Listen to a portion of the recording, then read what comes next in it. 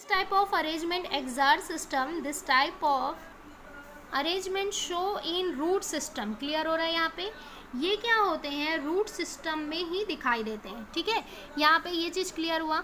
जो एक्सार्ट सिस्टम होते हैं वो रूट सिस्टम में ही दिखाई देंगे. जो जाइलम बनेंगे वो रूट सिस्टम तरफ ही ऐसे जाइलम बनेंगे. ठीक है, जो कि एक्सार्ट अरेंजमेंट में रहेंगे. ठीक है, अब देखो यहाँ पे metaxylem present in peripheric layer and protoxylem present in pith. This type of arrangement are called the endarch. आपको यही चीज़ मैंने बताया. This type of arrangement show in स्टूट सिस्टम. ये क्या है, स्टेम सिस्टम में दिखाई देंगे. कहाँ पे, एंडार्ज. तभी क्या होता है कि स्टूट सिस्टम में क्या होता है, बाइनरी डायरेक्शन होता है. मतलब वो नीचे की ओर भी ट्रांसफ़र करेगा और ऊपर की ओर भी ट्रांसफ़र करेगा. तो वो up to down, down to up transportation में वर्क करते हैं. इसीलिए यहाँ पे क्या होता है, एंडार्ज सिस्टम होते हैं. तो ये चीज़ बहुत इंपॉर्टेंट है, आपको डायग्राम कंप्लीट बनाने हैं. ठीक है, तो यहाँ पे ये चीज़ क्लियर हुआ. अब जानते हैं फाइलम के बारे में, फ्लोएम के बारे में. फ्लोएम क्या है? तो फ्लोएम की बात करें तो फ्लोएम होता है टू कंडक्ट फूड या मिनरल्स या वाटर एंड ट्रांसपोर्ट फूड.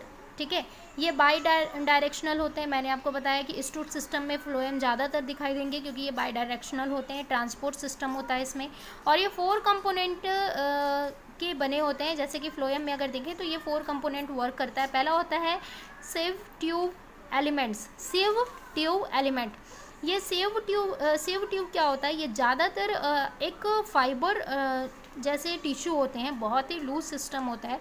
ये स्टोरेज का काम करेगी, साथ ही साथ ये बहुत ही स्पीडली सर्कुलेशन का काम करती हैं. Companion cell, phloem fibre and phloem parenchyma tissue. अब फ्लोएम फाइबर की बात है, फाइबर हमेशा पैरेन्काइमा टिश्यू के बने होते हैं और ये डेड होते हैं. ये सपोर्ट का काम करेंगे. पैरेन्काइमा टिश्यू के फ्लोएम बने हुए हैं, मतलब कि ये लिविंग सेल है और ये ट्रांसपोर्ट का काम करेगी. क्लियर हो रहा है यहाँ पे? अब इन दोनों के बारे में थोड़ा सा जानना है. तो सिव सेल जो होते हैं या सिव ट्यूब होते हैं वो सिव सेल्स के बने होते हैं.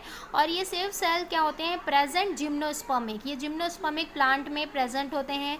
और कंपोनियन सेल जो होते हैं वो जिम्नोस्पर्मिक प्लांट के एल्बुमिनियस सेल में प्रेजेंट होते हैं. एल्बुमिनियस सेल में प्रेजेंट होते हैं. क्लियर हो रहा है? तो अगर देखें तो ये जो सिव सेल है ये एक नेट या फिर एक फिल्टर लाइक स्ट्रक्चर बनाता है. फिल्टर लाइक स्ट्रक्चर, जैसे छन्नी देखी हो, सेम वैसे ही छन्नी जैसा, मतलब इस तरीके से ऐसा.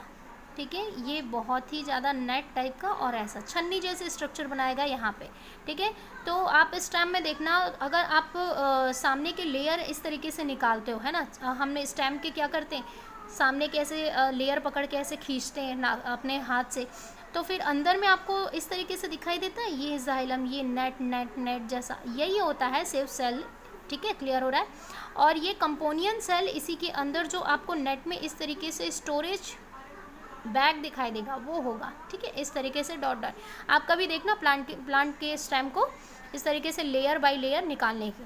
ठीक है, तो इस तरीके के आपको स्ट्रक्चर दिखाई देंगे फ्लोएम में. अब ये काम क्या करते हैं, जो कंपोनियन सेल है वो मेन काम क्या करता है, जो सिव सेल की एक्टिविटी है उन एक्टिविटी को कंट्रोल करता है. क्लियर हो रहा है? जितने भी सिव सेल हैं वो या एक्टिविटी को कंट्रोल करेगा, उनके फंक्शन को कंट्रोल करेगा कौन, कंपोनियन सेल.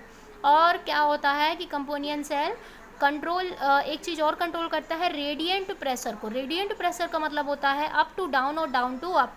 इस तरीके के जो ट्रांसपोर्टेशन फंक्शन होते हैं उसको कंट्रोल करता है स्टूट सिस्टम में. क्लियर हो रहा है?